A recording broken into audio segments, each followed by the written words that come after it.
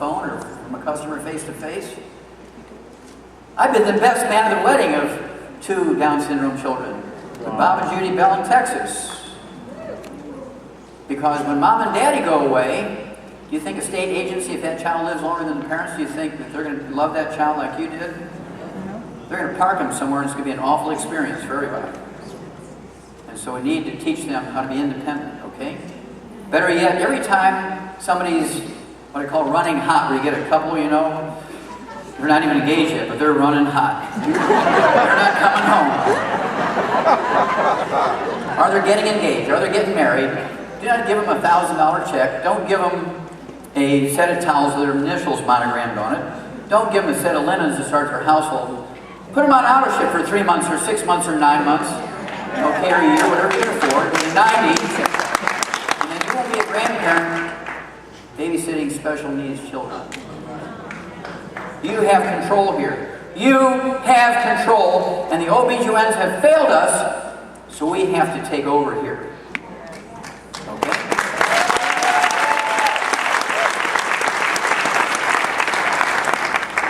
Cerebral palsy is a gradient disease. It can be very minimal. The kid just kind of walks like Charlie Chaplin. It can be catastrophic like this little girl. This is a 7-year-old picture. She's 11 years old here now. She's going through puberty. She's cycling at this point. This is not genetic. She can have a perfectly normal baby, but all her babies will have to be delivered in cesarean section because her pelvic canal is about as big around as a half dollar. You see her legs are strapped in, her shoulders are strapped in, there's clamps holding her head up. She is so severely disabled with cerebral palsy, the only thing she can consciously work herself is her eyes. When a 6-pound baby is born, the cerebellum is supposed the piece of the brain that works your fine motor movement should be the size of a small tangerine. Hers is the size of a grape. That OB/GYN should go to jail. Now ladies, think of it.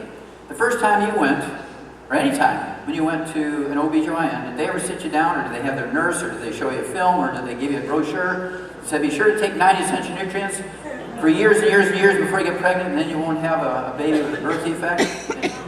No! Ask them if their brother's a pediatrician.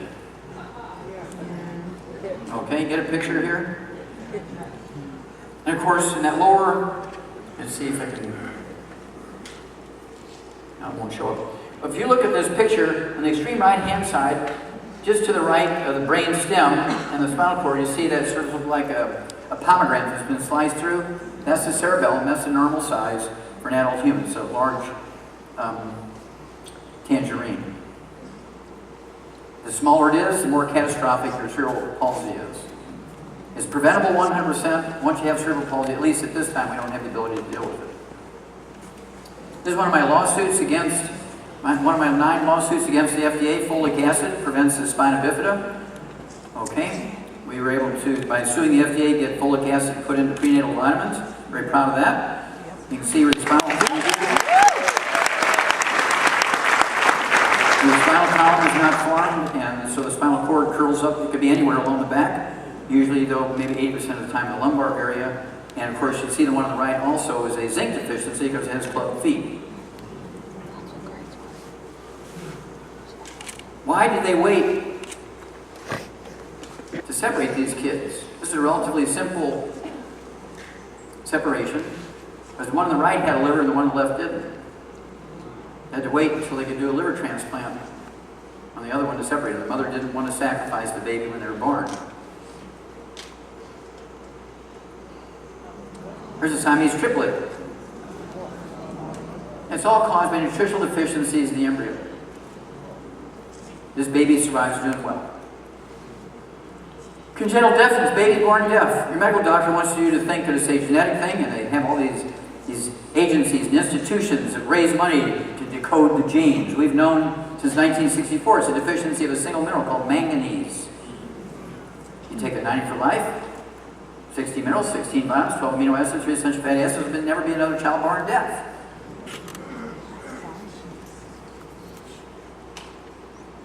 Cleft palate, cleft lip, again, is caused by nutritional deficiencies, usually zinc deficiency in the early stages of pregnancy.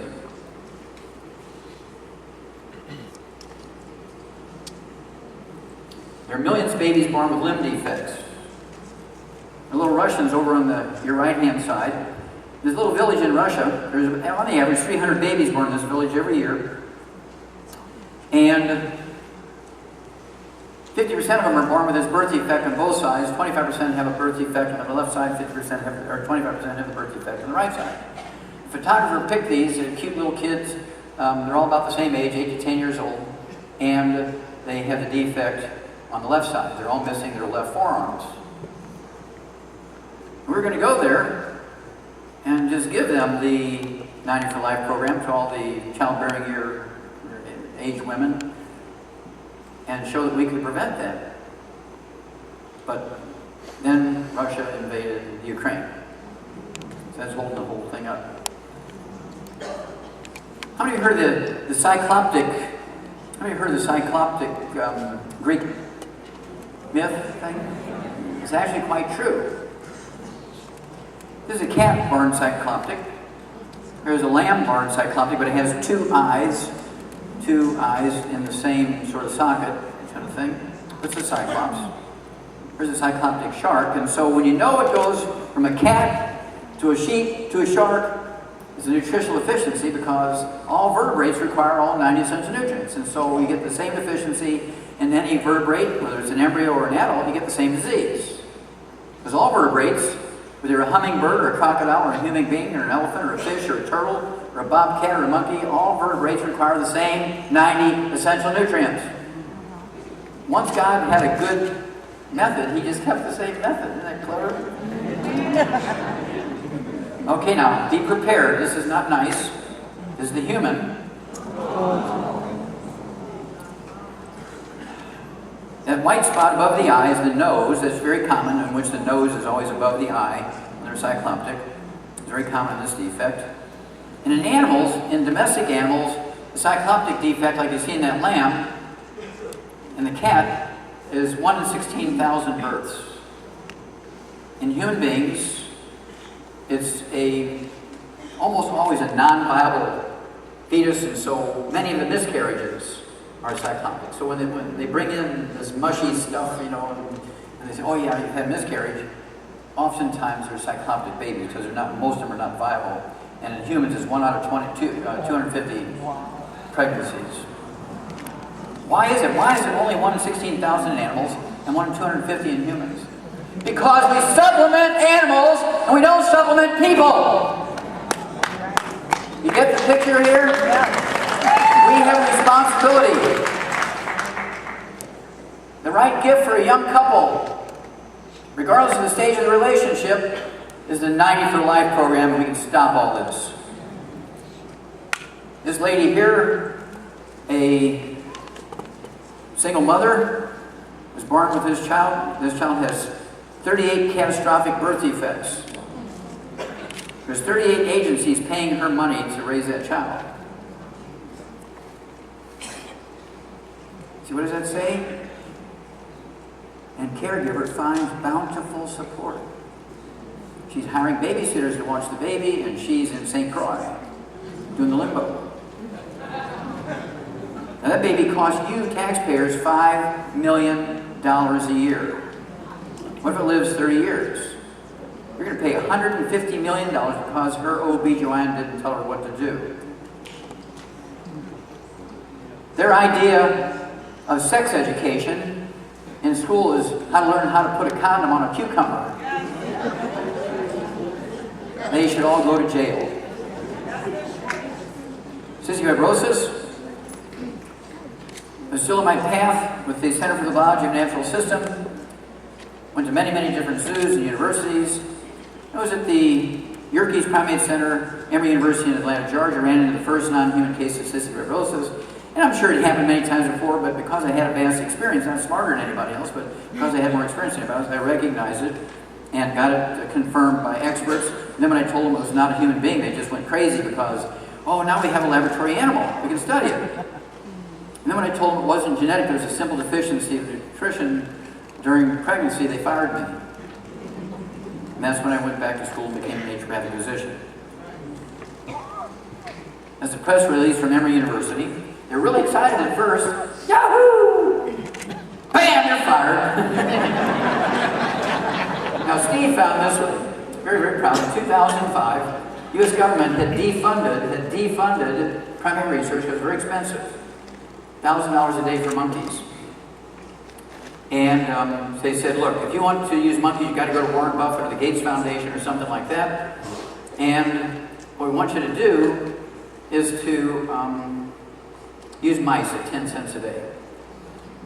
And so they tried in the International Laboratory Animal Research Journal, the entire issue, June of 2005, I believe it is, was devoted to all the wonderful things that had been discovered for the benefit of human health and doing primary research.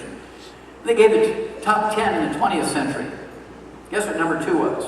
The discovery of a non-human case of cystic fibrosis. Hoorah! I have to thank Steve for finding this. Now, the beautiful thing about it is, right after they said that, in brackets, right behind that they said, Emory University refused to release the name of the young pathologist who made the discovery.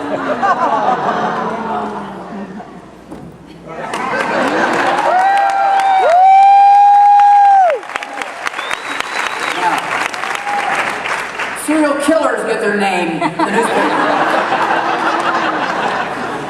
Mass murderers get their name in the newspaper. But something that's going to help humanity, they refuse to release the name. Now, if I was an investigative reporter, I'd want to find out, well, this guy must have been an ogre, this guy must have been really bad, and I would do everything I could to kind of track him down. Was he still alive? Was he killed by somebody? I mean, where was this guy? Why would they refuse to give the name? I mean, just think about that. And no investigative reporter did it, to my knowledge. Now, for $600 prior to conception, we can eliminate all cystic fibrosis, like all the other birth defects. Just for the respiratory piece now, the yearly cost is almost $260,000 a year for one drug.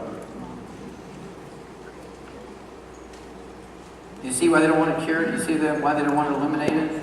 Yes. Because they won't need that drug if that disease doesn't exist anymore.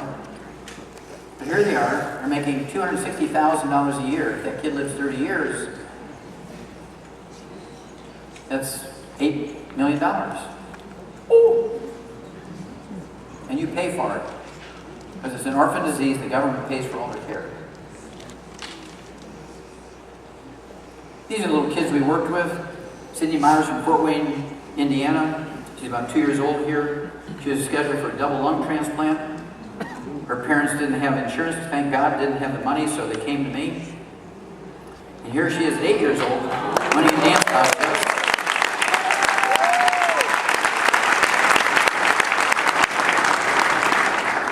And she still has her lungs. Okay. I knew, because of all the autopsies I'd done, that I was quite correct. And if you read the book, Dead Doesn't Lie, you read the book, Epigenetics, the detailed story how the discovery was made and the proof was done. I don't have the half hour to go through it all with you right now, so read the books. But Keyshan disease is a cardiomyopathy heart attack, a sudden heart death in young people in Keyshan province, China. There's no selenium in the soil there, none.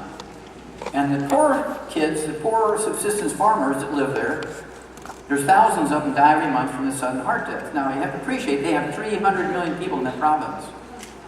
It's like one state has more in China, one state has more people than we have in our country. But if that one mineral is missing, causes this sudden heart death. It's the same thing that causes sudden heart death in our athletes. It also is the cause, a deficiency of that mineral, the same thing that causes white muscle disease, aka muscular dystrophy in animals.